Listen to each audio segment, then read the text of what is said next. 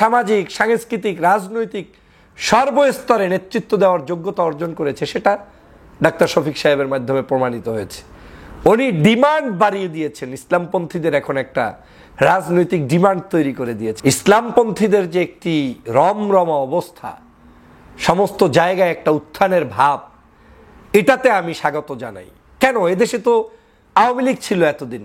আপনার কাছে কি ইসলামপন্থীদের উত্থানের জায়গায় আওয়ামী লীগের উত্থান হলে ভালো লাগবে? তাহলে বুঝতে হবে আপনি একটা টাটকা দুষ্ট লোক। এখন সবাই অনৈক্য করতে ব্যস্ত, আমি কেন তখন তাদের পক্ষে বলছি? আমি এজন্যই বলছি যে আমি যে কাজটা করছি সেটাই এখন বিএনপির মহাসচিব মির্জা ফখরুল ইসলাম আলমগীর সাহেব আজকে করছেন। আপনার আনন্দের পিছনে কারণটা কি? আমার আনন্দের পিছনে অনেক বিশাল কারণ আছে। এর অন্যতম প্রধান কারণ হচ্ছে, আমার কাছে বাংলাদেশে গত 16 বছর আওয়ামী লীগ ব্যতীত যতগুলো দল ছিল, সব দলগুলো কি আমার দল মনে হতো। আমার কাছে মনে হতো এরা কেউ আমার দূরের কেউ না। হাতের যেমন 5টা ফিঙ্গার থাকে, বড় ভাই, ছোট ভাই, মেজো ভাই, সেজো ভাই, ছোট ভাই, এই যে ফিঙ্গারের মতো। জামায়াতে ইসলামের আমির ডাক্তার শফিকুর রহমান সাহেবকে ধন্যবাদ জানানোর জন্যই এই মুহূর্তে আমি কথা বলছি। কেন ধন্যবাদ জানাচ্ছি নিশ্চয়ই আপনাদের খুব প্রশ্ন জেগেছে। ধন্যবাদ এজন্যই জানাচ্ছি যে বাংলাদেশে একটা সময় আমরা দেখতাম যে বাংলাদেশে ইসলামপন্থী রাজনৈতিক দলগুলো ঘুরঘুর করত বিভিন্ন বড় বড় রাজনৈতিক সংগঠনগুলোর সাথে, কিংবা তাদেরকে একটু ছোট করে রাখা হতো। মানে তারা যে কোনো মূল্যে সেখানে তাদের কাছে স্পেস পাবে না। চেয়ার একটা পেলে তা মঞ্চের লাস্ট কর্নারে থাকবে হুজুর সাহেব, ইসলামিক দলের নেতা, আর মাঝখানে হাতের ডানে বামে থাকবে সব বামপন্থী মডার্ন ভাব নেওয়া কিছু মানুষ। বাংলাদেশে সেই ভাবটার কিছুটা বলবো না, প্রায় 90% পরিবর্তন করে দিয়েছেন এই ডাক্তার শফিকুর রহমান সাহেব। কিভাবে করে দিয়েছেন? বাংলাদেশে তিনি এখন ইসলামিক যে রাজনৈতিক দলগুলো রয়েছে, এই দলগুলোর একজন মহান নেতায় রূপান্তরিত হয়েছেন। তিনি সমগ্র রাজনৈতিক দলগুলোকে নেতৃত্ব দেওয়ার মতো যোগ্যতা অর্জন করেছেন এবং তিনি ইতিমধ্যেই সেটা বাস্তবায়ন করে দেখিয়েছেন।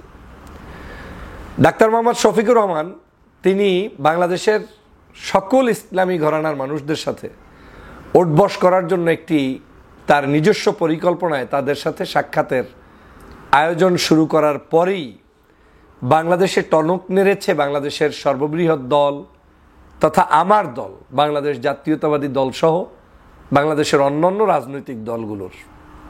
কেন বলছি? আমি 5ই আগস্টের পূর্বেও বাংলাদেশের সকল ইসলামিক রাজনৈতিক দলগুলোর সাথে জামায়াত ইসলাম সহ, শাসনতন্ত্র ইসলামী আন্দোলন সহ, বাংলাদেশের কওমি ঘরানার আলেমদের রাজনৈতিক দল সহ সব রাজনৈতিক দলগুলোর ঐক্য চেয়েছি বারবার। আমি চেয়েছি এই ঐক্যটা এমনভাবে হতে হবে যাতে করে বাংলাদেশের মানুষের মধ্যে বিভাজন আর কেউ তৈরি করতে না পারে এবং আওয়ামী লীগের কোনো ষড়যন্ত্র এদেশে আর কোনোভাবেই প্রতিষ্ঠিত হতে না পারে। কিন্তু বারবার বলার পরেও আমরা দেখেছি যে মহা বিপদে না পড়া পর্যন্ত কেউ যেন কারো সাথে ঐক্য করতে খুব একটা আগ্রহী ছিল না। সর্বশেষ বিএনপির পক্ষ থেকে একটি লেটার ইস্যু হলো, শেখ হাসিনার যখন এই দেশের ইন্টারনেট বন্ধ করে অত্যাচার করেছে, তখন সেই লেটারটাও আমার ভালো লেগেছে যে বাংলাদেশ জামাত ইসলাম সহ বিভিন্ন ইসলামিক রাজনৈতিক দলগুলোর সাথে ঐক্যবদ্ধভাবে যুগোৎপদ আন্দোলন কিংবা ফ্যাসিবাদ বিরোধী আন্দোলন করতে প্রস্তুত। তখন আমার ভালো লেগেছে যে না, অন্ততপক্ষে একত্রে কিছু একটা তাহলে আবার নতুন হয়তো দেখতে পাচ্ছি। কিন্তু 5 তারিখের পরে আবারও একই অবস্থা, যেই লাউ সেই কদু। আমাদের ভিতরে ঐক্যের পরিবর্তে অনৈক্যই দামাদল বেজে উঠেছে। যে যার তালে সময় নষ্ট করছি, সেটা আমি কোনো একক কোনো দলকে দোষী সাব্যস্ত করব না, বরং আমি মনে করি আমরা সার্বজনীন সকল রাজনৈতিক দলের মধ্যেই এমন কিছু পরিবর্তন হয়েছে যেটার কারণে আমাদের ঐক্যটা বিনষ্ট হচ্ছে প্রতিটা মুহূর্ত। কিন্তু আমি আজ যে কারণে কথা বলছি, যে কেন আমি ডাক্তার শফিক সাহেবকে ধন্যবাদ দিতে চাই এজন্য, শফিক সাহেব ইসলামী রাজনীতির এই প্যাটার্নটাকে একটা আভিজাত্যে নিয়ে আসতে সক্ষম হয়েছে। সারা বাংলাদেশের ইসলামী শক্তি যে একটা টনক নাড়াতে পারে, পরিবর্তন ঘটিয়ে দিতে পারে, এই যে একটা বিশ্বাস আস্থা কিংবা আলোচনা সমালোচনা সেটা তৈরি করতে সক্ষম হয়েছেন উনি বাংলাদেশের বিখ্যাত আরেকটি ইসলামিক দল ইসলামী আন্দোলন বাংলাদেশের আমির সাহেব চরমনায়ের পীরের সাথে যখন সাক্ষাৎ করলেন, মনে হলো যেন বাংলাদেশের অনেক বামপন্থীদের ঘুম নষ্ট হয়ে গেল। যারা সত্যিকার ডানপন্থীদের উত্থান চায়, ভালো চায়, তাদের ঘুম নষ্ট হয়নি। তারা এটাকে অ্যাপ্রিসিয়েট করেছে, আরাম পেয়েছে, যেমনটা আমি পাচ্ছি। প্রতিনিয়ত আমার ঘুম ক্লিয়ার হচ্ছে, ভালো লাগছে, এবং আমি মনে করছি যে না, এই দেশটা অন্ততপক্ষে আবার হয়তো সত্যি রাইটপন্থীদের হাতে পরিচালিত হওয়া সম্ভব। বাংলাদেশের বৃহত্তর দল বাংলাদেশ জাতীয়তাবাদী দল, আমরা দেখেছি শফিক সাহেবের এই চরমনায়ের ভিজিটের পরেই, এই সাম্প্রতিক সময় সম্ভবত আমি যখন কথা বলছি আজকেই বিএনপির মহাসচিবের সাথে চরমনায়ের পীর সাহেবের সাথে বৈঠকের একটি সম্ভাবনা আছে। তারা একত্রে সেখানে বসবেন, কথা বলবেন, আলোচনা করবেন। তার মানে এখন ইসলামিক দলগুলোর ডিমান্ড বৃদ্ধি পেয়েছে। যারা একসময় আলোচনা করতে পারবে কিনা সেই ধরনের মানসিকতা ছিল বড় বড় রাজনৈতিক দলের মধ্যে, সেখানে এখন বড় বড় রাজনৈতিক দল মনে করেন যে তাদের সাথে আমাদের বসা উচিত। আমি মনে করি এটা শুধুমাত্র ইসলামী আন্দোলনের সাথেই না, বাংলাদেশের সমগ্র রাজনৈতিক শক্তির সাথে, বিশেষ করে ডানপন্থীদের ইসলামপন্থী শক্তির সাথে বিএনপির এই মুহূর্তে ফেসিবাদ রুখতে অবশ্যই বসা উচিত, কথা বলা উচিত, জানা উচিত। শফিক সাহেবকে আমি দেখেছি, তিনি বাংলাদেশের ঐক্যের উপরে কাজ করা একজন বিশাল ব্যক্তিত্ব। ঝালকাঠির নেসরাবাদ দরবার শরীফের পীর সাহেব মরহুম আল্লামা হযরত কায়েদ সাহেব হুজুর কেবলা রহমতুল্লাহ আলাইহির মাজার জিয়ারত করেছেন। সেখানে বর্তমান পীর আল্লামা খলিলুর রহমান নেসরাবাদের সাথে সাক্ষাতে মিলিত হয়েছেন নেসরাবাদ দরবার শরীফ। ভালো লেগেছে আমার যে না, ইসলামপন্থী এই দরবারগুলোর সাথে তার সম্পর্ক বৃদ্ধি করতে তিনি স্বপ্রণোদিতভাবে এগিয়ে গিয়েছেন, এবং এটার জন্য সম্পূর্ণ কৃতিত্বই হচ্ছে ডাক্তার শফিকুর রহমান সাহেবের। সেখানে তিনি গিয়েছেন, আলোচনা করেছেন। আপনারা জানেন ঐতিহ্যবাহী ঝালকাঠি এনএস কামিল মাদ্রাসা, সেই এনএস কামিল মাদ্রাসার ছাত্র শিক্ষকদের সাথে মত বিনিময় করেছেন। আল্লামা পীর সাহেব নেসরাবাদী হুজুরের সাথে তিনি একত্রে মিলিত হয়েছেন। এরপরেই দেখলাম বাংলাদেশের ঐতিহ্যবাহী দরবার, হাজার হাজার শিক্ষা প্রতিষ্ঠান যেখান থেকে তৈরি হয়েছে, বাংলাদেশের বৃহত্তর আলেম তৈরির কারিগর সারসিনা দরবার শরীফ, সেই দরবার শরীফের সদ্য বিদায়ী পীর সাহেবের মাজার জিয়ারত করেছেন সেখানে, এবং বর্তমান যে পীর সাহেব রয়েছেন তার সাথে একান্তে সাক্ষাতে মিলিত হয়ে দুপুরে সেখানে খাওয়া দাওয়া করেছেন। এটা সম্পর্ক তৈরি করতে তাকে এই কাজগুলো আমার কাছে মনে হচ্ছে অত্যন্ত জরুরি কাজটি তিনি সবার আগে সেরে ফেলেছেন। অনেকের কাছে আলোচনা ছিল তাহলে চরমনায়ের সাথে কখন সাক্ষাৎ হবে। আমিও অপেক্ষায় ছিলাম। ব্যাটে বলে হয়তো তাদের মেলে নাই, সময়ের সংক্ষিপ্ততা, একদিনে হয়তো সফর করতে পারেন নাই। কয়েকদিন আগে, মাত্র 2-4 দিন আগেই দেখলাম চরমনাইতে তিনি গেলেন, সেখানে সাক্ষাতে মিলিত হলেন, সারা পত্রপত্রিকায় আসলো, খাওয়া দাওয়া করেছেন, আপ্যায়নের ব্যবস্থা করেছেন। পীর সাহেবরাও তাকে আন্তরিকভাবে গ্রহণ করেছেন। এই শফিক সাহেবের পদযাত্রায় মুখরিত হয়েছে চরমনাই দরবার, এবং চরমনাই দরবারের আন্তরিকতায় মুখরিত হয়েছে জামাত ইসলামের নেতৃবৃন্দ। আমি সে কারণে ধন্যবাদ জানাই। এখন বলতে পারেন আপনার তো এই দল না, আপনার আনন্দের পিছনে কারণটা কি? আমার আনন্দের পিছনে অনেক বিশাল কারণ আছে। এর অন্যতম প্রধান কারণ হচ্ছে, আমার কাছে বাংলাদেশে গত 16 বছর আওয়ামী লীগ ব্যতীত যতগুলো দল ছিল সব দলগুলো কি আমার দল মনে হতো। আমার কাছে মনে হতো এরা কেউ আমার দূরের কেউ না। হাতের যেমন 5টা ফিঙ্গার থাকে, বড় ভাই, ছোট ভাই, মেজো ভাই, সেজো ভাই, ছোট ভাই, এই যে ফিঙ্গারের মতো আমার কাছে কাউন্ট করতাম।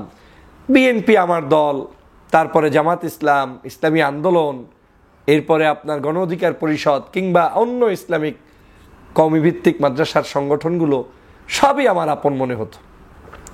তো যাদেরকে 16 বছর আমি ভাই মনে করেছি, তাদেরকে এখন আমি সতীন মনে করা তো যাচ্ছে না।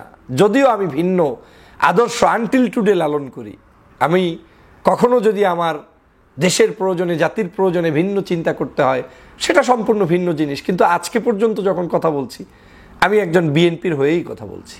তাহলে অনেকের কাছে খটকা লাগবে। এই মানুষগুলোকে যখন সবাই গালিগালাজ করতে ব্যস্ত, যখন সবাই অনৈক্য করতে ব্যস্ত, আমি কেন তখন তাদের পক্ষে বলছি? আমি এজন্যই বলছি যে আমি যে কাজটা করছি সেটাই এখন বিএনপির মহাসচিব মির্জা ফখরুল ইসলাম আলমগীর সাহেব আজকে করছেন। তিনি আজ যখন চরমনার পীরের সাথে সাক্ষাতে মিলিত হচ্ছেন, দ্যাট মিনস আপনার রাইট নাই আপনি তাদের বিরুদ্ধে অনাহুত কুৎসা রটিয়ে ফেসবুক বুক গরম করে সম্পর্ক নস্যাৎ করা। দেখবেন হয়তো কিছুদিনের মধ্যে যেই জামাতের সমালোচনায় লিপ্ত অনেক ভাইয়েরা, তারাই আবার তাদের সাথে একত্রে বিরিয়ানি খাচ্ছে, কথা বলছে, গল্প করছে, বসছে। এটা হওয়াটাই অস্বাভাবিক কিছু নয়, বরং এটা হওয়ার জন্যই আমরা আন্দোলন করেছি। আমরা এটা চাই, আমরা চাই তারা বসবে।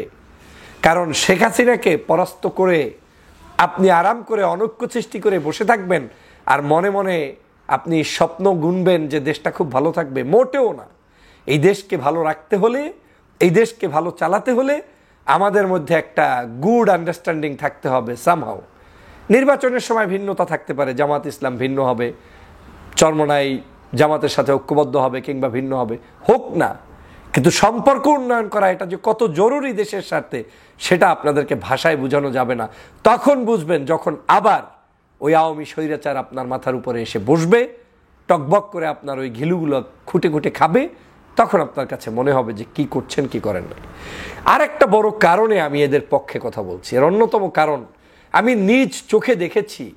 যখনই কোনো আলেম সাহেব, হুজুর সাহেব খুতবা দিতে গেলে, মাহফিলে বক্তব্য দিলে, বাড়িতে সামাজিক অনুষ্ঠানে কথা বলতে গেলে তিনি রাষ্ট্র নিয়ে কথা বলেন, তখন তাকে অবজ্ঞা করা হয়। কিন্তু এদেশের একজন নাপিত থেকে শুরু করে রিকশাওয়ালা পর্যন্ত রাজনৈতিক বক্তব্য দেয়, তাতে তাকে অবজ্ঞা করা হয় না।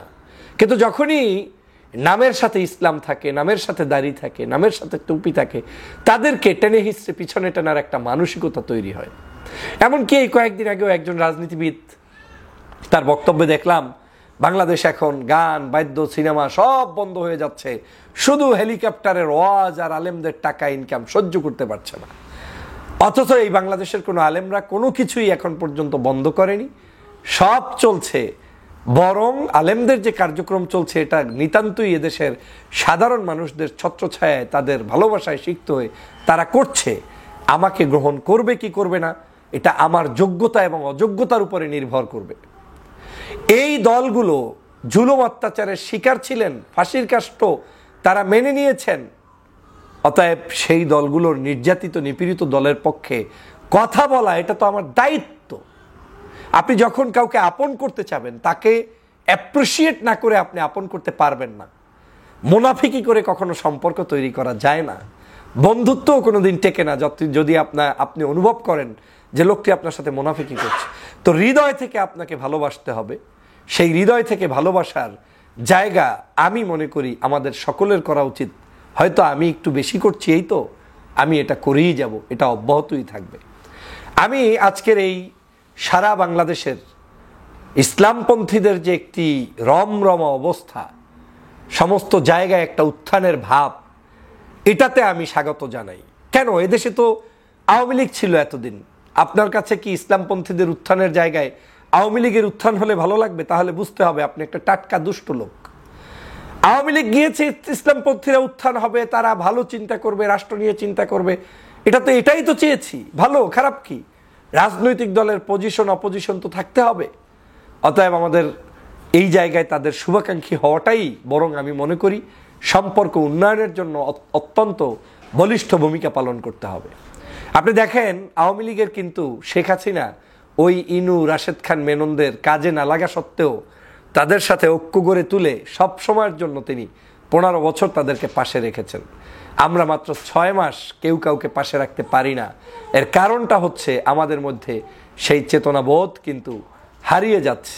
আমাদের উচিত আমাদের এই ঐক্য বৃদ্ধি করা এবং এই আলেমদের উত্থান হওয়ার মধ্য দিয়ে তাদের যে একটা স্টেজ তৈরি হয়েছে, তাদের যে একটা সম্মানের জায়গা তৈরি হয়েছে, তারা যে এখন সামাজিক, সাংস্কৃতিক, রাজনৈতিক সর্বস্তরে নেতৃত্ব দেওয়ার যোগ্যতা অর্জন করেছে, সেটা ডাক্তার শফিক সাহেবের মাধ্যমে প্রমাণিত হয়েছে।